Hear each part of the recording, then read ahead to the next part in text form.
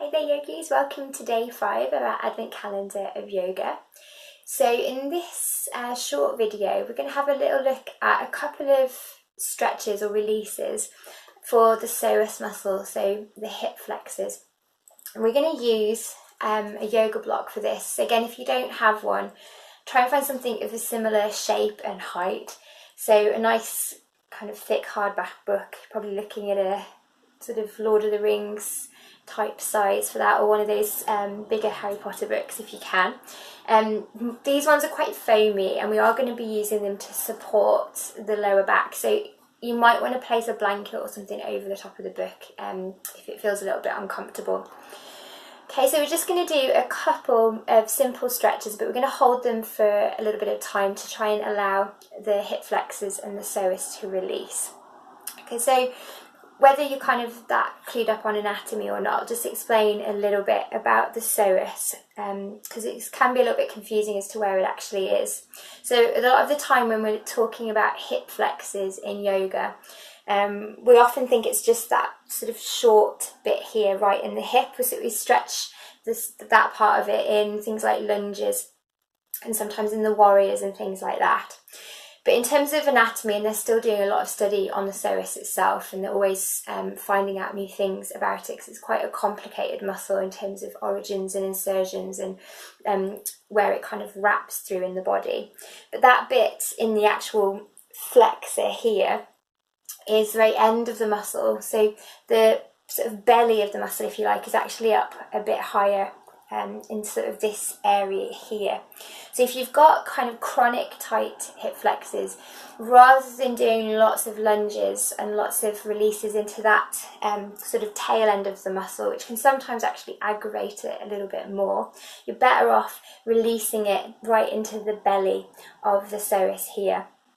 So we're going to have a go. These, they won't feel like strong stretches, they're actually quite a nice stress reliever as well. So we're going to come and do these on the back. So again, find yourself somewhere that you can be where you can lay your body out long, and we're not doing any kind of poses where we're up on the feet. So if you've got like a Pilates mat or something a bit squidgier, feel free to use that as well, rather than just being on a thinner mat. Okay, so we're going to come down to lie on our backs. Just have your block at the ready, or your book, whatever you're using, and come all the way down, drawing your heels in towards the tailbone as close as you can, and then trying not to allow your feet to splay out to the side. So try and line them up, or if anything, they could be slightly pigeon-toed. Okay, bring in the head, shoulders down to the mat, and you're going to lift your hips up, and we're going to slide the block on its lowest setting underneath the sacrum.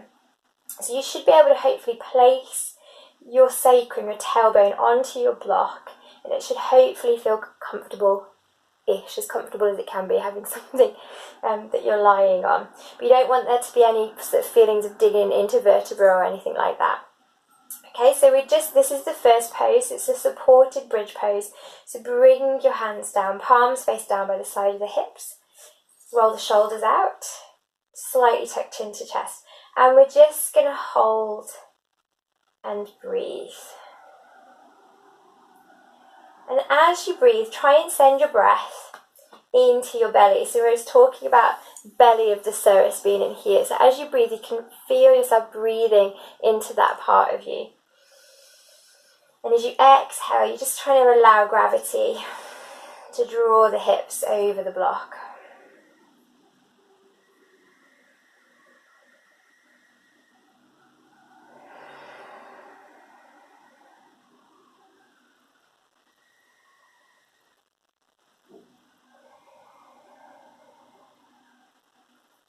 Nice deep breaths to keep breathing into the belly.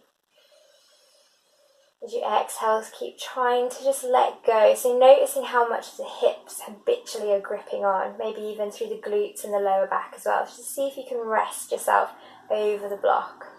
And take about 2 to 3 more breaths. So if you can hear a funny noise in the background, it's our Staffy, because she wants to come in and be in on the action.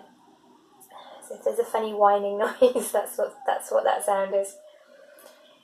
Okay, so now from here we're going to keep the left leg exactly as it is, and I want you to lengthen your right leg all the way down to the floor. So we're now focusing the stretch more on the right hip flexor. So you might feel that through the quad, through the end of the hip flexor there, and then, as I said before, into that belly of the psoas.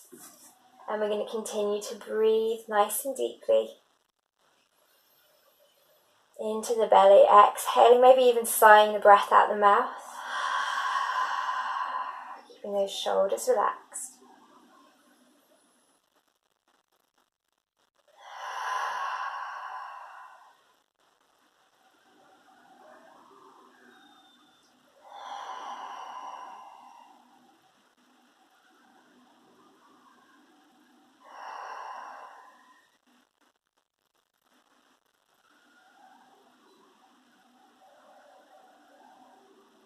We're going to draw the right leg in towards the body, and we're going to take the left leg out long. So just releasing it to the floor.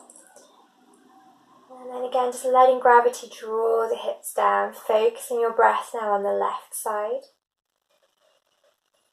Breathing to the belly. Exhale, softening.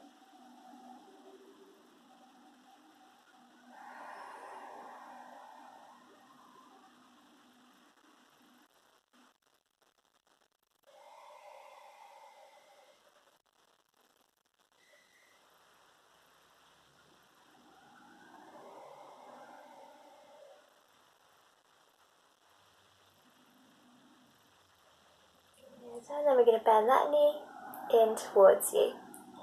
Very, very carefully lifting hips. Try and use a little bit of core here, so you're not using your lower back. So squeeze belly, lift hips. And we're just going to remove block out from underneath this, put it to the side somewhere. Drawing your hips back down. And then walking your feet to the width of the mat, bringing the knees together, hands to the belly. And we're going to take some nice belly breaths. So breathing in, feeling the belly pressing into the hands. Exhale, big sigh out. Big breath into the belly. Big sigh out. So 2 more like that.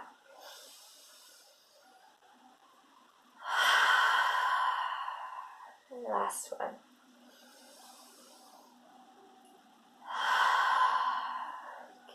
So releasing from there, we take a full body stretch. So let's stretch both legs long, pointing through the toes, reaching the arms overhead.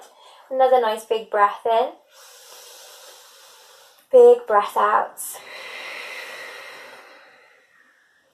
And then drawing knees carefully, again using tummy muscles to do so, drawing knees in towards chest. And giving yourself a little rock from side to side. And then you can either rock and roll yourself up to sitting or roll to the side and bring yourself up that way. Coming back into seated. Good.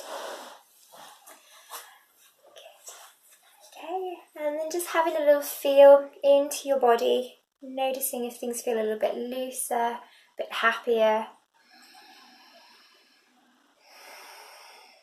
Drawing palms of the hands to the Anjali Mudra. Taking a big breath in, and as you exhale, bowing forward and sealing this practice for today. Okay, so I hope you enjoyed that. It's probably one of the best little stretches that I've learned so far. So really, really fantastic for lower back problems, like I said, chronic hip flexor problems. Ideal as well for people that sit all day for their jobs. So if you have to sit at a desk, we talked about this the other day, those hip flexors begin to shorten because they're held in contraction for so long. And then sometimes that's perpetuated by sports like cycling and running, because we're using the leg in that way. So if you are a runner or a cyclist, or you sit at a desk all day, or you all three of those things, I would recommend doing this pose as many times as you can a week, because it's got such benefit. So I taught at a retreat last week and shared this pose with some of the guys there, and they absolutely loved it. And some of them said that you know, they'd felt a release in their lower back that they hadn't really ever felt. So fantastic practice, really simple to do as well. And if you did enjoy it, I would recommend actually just getting yourself a yoga block, because they're so helpful, and they do make it a little bit more comfortable than using a book. Okay, so I hope you enjoyed that, and I will see you guys tomorrow. Thank you very much. Namaste.